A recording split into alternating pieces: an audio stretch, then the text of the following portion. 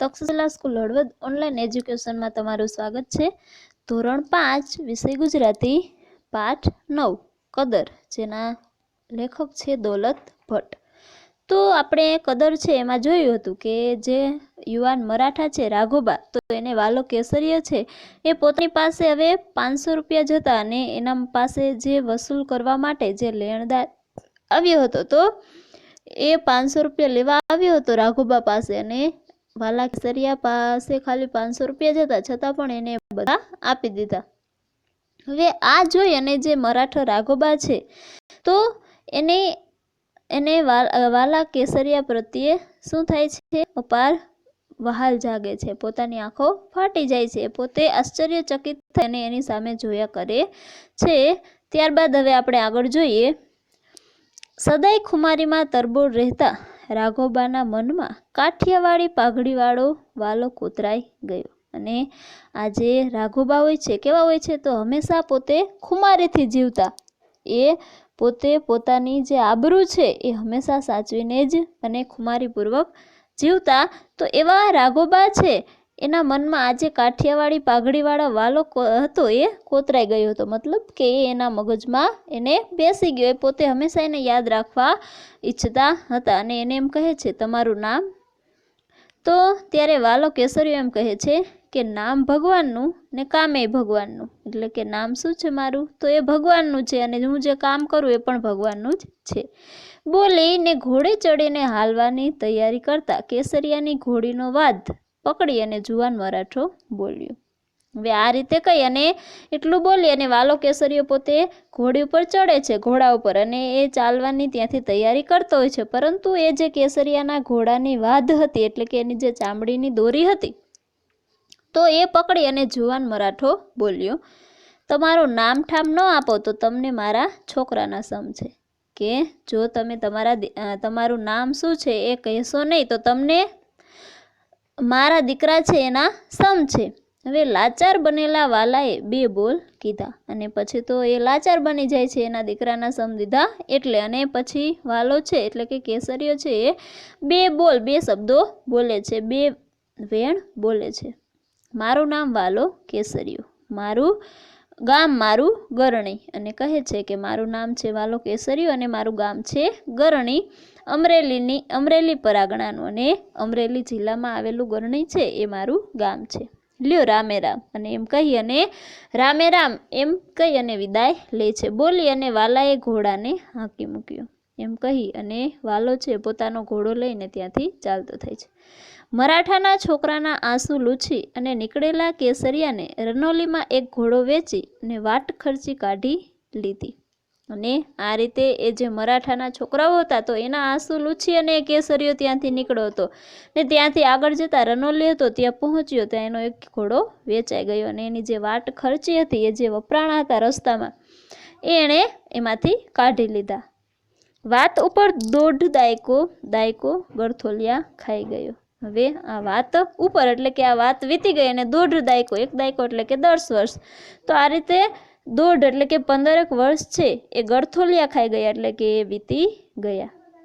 ગરણી ગામ માથે પ્રભાતના તેજ પથરાવા માંડ્યા છે, એટલે આજનો સમય છે એ વાતાવરણનું નિરૂપણ છે કે ગામમાં માથે પ્રભાત તેજ પથરાવા માંડ્યો છે, એટલે કે સવારનો સૂરજ છે એ ઉગ્યો છે અને એનો પ્રકાશ છે એ ગામ માથે ફેલાઈ રહ્યો છે।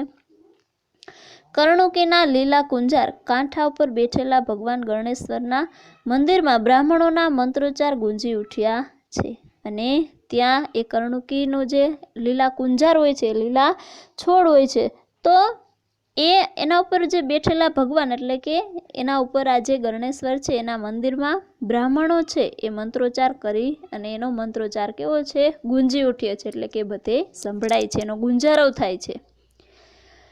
ખીલેથી છૂટી ને ઢોર ધણ જઈ રહ્યા છે, અને આ રીતે હવે સવારમાં ખીલેથી છૂટી અને બધા ઢોરાને ધણમાં મૂકવા જવાના હોય, તો એ રીતે એ ઢોરાઓ પણ ધણમાં જઈ રહ્યા છે। બરાબર એવે ટાણે ગામમાં અમરેલીના 10 ઘોડેસવાર દાખલ થયા, અને આ સમયે આ રીતે પરોઢિયું હોય છે, સવારનો સમય હોય છે, અને એવા સમયે ટાણે એટલે કે સમયે ગામમાં અમરેલીના 10 ઘોડેસવાર દાખલ થયા। તો ત્યાં એ અમરેલીના 10 ઘોડેસવાર દાખલ થાય છે. કદાવર કાયા રાજના પોશાકમાં ઢંકાઈ ગઈ છે. અને એ લોકો કેવા છે?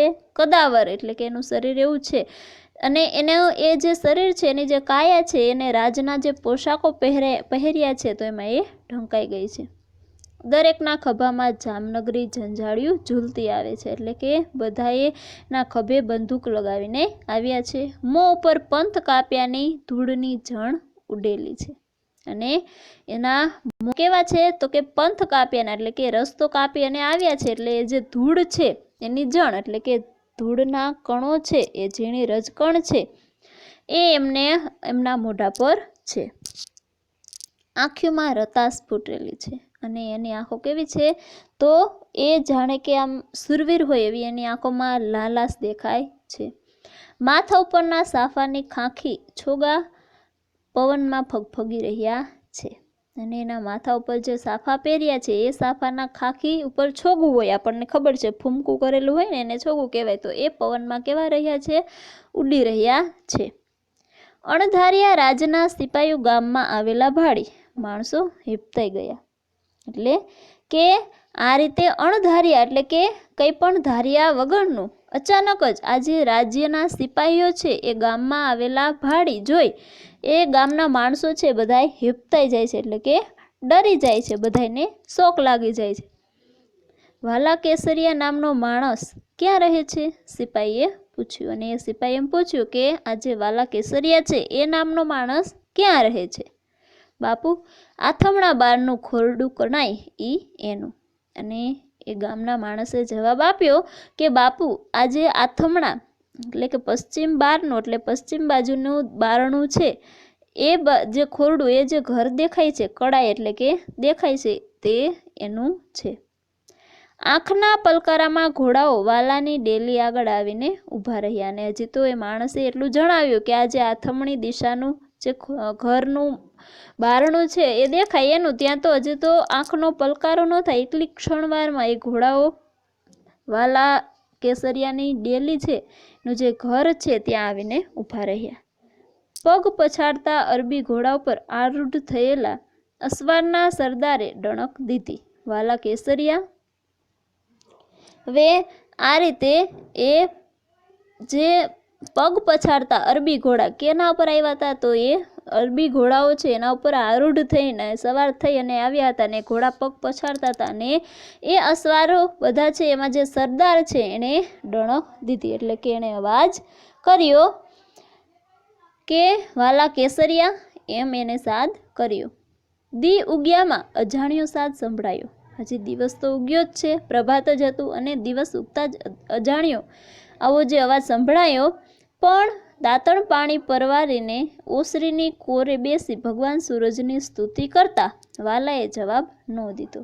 હવે આ રીતે અજાણ્યા માણસનો અવાજ તો સંભળાયો, પરંતુ હજી તો દાંતણ પાણી કર્યા જતા અને એમાંથી પરવારી, એમાંથી નવરા થઈ અને ઓસરીનો એક બાજુ એ બેસી અને ભગવાન સૂરજ છે તો એ સૂર્યનારાયણની પૂજા કરતા હોય છે. અને એટલા માટે વાલો કેસરીઓ એને જવાબ આપતો નથી. ત્યાં તો બીજો સાદ સંભળાણો. એટલી વારમાં બીજો અવાજ સંભળાણો, વાલા ઘર મેં હે, કે એ વાલો કેસરીઓ ઘરમાં છે એવી રીતે વળી પાછો અવાજ સંભળાય છે. બીજા સાદે પછવાડાના વાડામાં વાસીદું કરતા કેસરિયાના ઘરવાળા આવીને બોલ્યા. અને આ રીતે પછી પાછળના વાડામાં એમના ઘરવાળા હોય છે એ શું કરતા હોય છે? તો વાસીદું કરતા હોય છે. અને આ રીતે એમને બીજો અવાજ સંભળાય છે એટલે અંદર આવે છે અને એમ બોલે છે તો ઘરમાં. પણ રાજના સિપાહીઓને જોઈ અને આઈ જરા વિચારમાં પડી ગયા. એટલે એમ વિચારે છે કે એ તો ઘરમાં જ છે, પરંતુ એ પણ પોતે આ જે રાજ્યના સિપાહીઓ હોય છે એમને જોઈ અને વિચારમાં પડી જાય છે. 7 પેઢીઓમાંય રાજના સિપાહી આ આંગણે આવ્યાનું જાણ્યું નથી, આ શું? અને એ પણ પોતે એવું વિચારે છે કે આપણી 7 પેઢીઓ પહેલાં પણ ક્યારેય રાજ્યના સિપાહીઓ આપણા આંગણે આવ્યા નથી, તો આ શું થયું? આ વખતે શા માટે આવ્યા હશે? ક્યું બોલતા નહીં? અને એમાંથી એક સિપાઈ એમ બોલે છે કે કેમ બોલતો નથી? વાલાની માળા પૂરી થઈ ગઈ અને ઉઠીને ડેલીએ આવ્યો. અને વાલો કેસરીયો છે તો એ જે માળા જપતો હતો, એ જે સૂર્યનારાયણની સૂરજની સ્તુતિ કરતો હતો, તો એ પૂરી થઈ અને ઉઠી અને બહાર આવે છે, એની ડેલીએ ખડકી આવે છે. આવો બાપ આવો, અને એ સન્માન કરે છે અને એમને રાજના સિપાહીઓને એમ કહે છે કે આવો બાપુ આવો. તું મેરા નામ વાલા કેસરિયા. અને એ જે સિપાહી છે એનો સરદાર એમ પૂછે છે કે તારું નામ એ વાલો કેસરિયો છે? હા બાપ, હું જ વાલો કેસરિયો. અને એ જણાવે છે કે હા, હું જ એ છું. તુમકો અભી ને અભી સુબા ને અમરેલી બુલાયા હે, કે તને અત્યારે ને અત્યારે જે સુબા છે એને તને અમરેલી બોલાવ્યો છે. મને, અને આ સાંભળી અને વાલો કેસરીયો ચોંકી જાય છે કે મને બોલાવ્યો, અને એ પણ સુબાએ, તો મારું કામ શું પડ્યું હશે? ત્યારે એ જવાબ આપે છે કે તુમકો સુબા કા ફરમાન હે, એટલે કે તને એ જે સુબો છે એનો ફરમાન એટલે કે આદેશ છે, અભી ને અભી વાલા કેસરિયા કો હાજર કરો, કે અત્યારે ને અત્યારે વાલા કેસરિયાને અહીં લઈને આવો, એવું ફરમાન છે.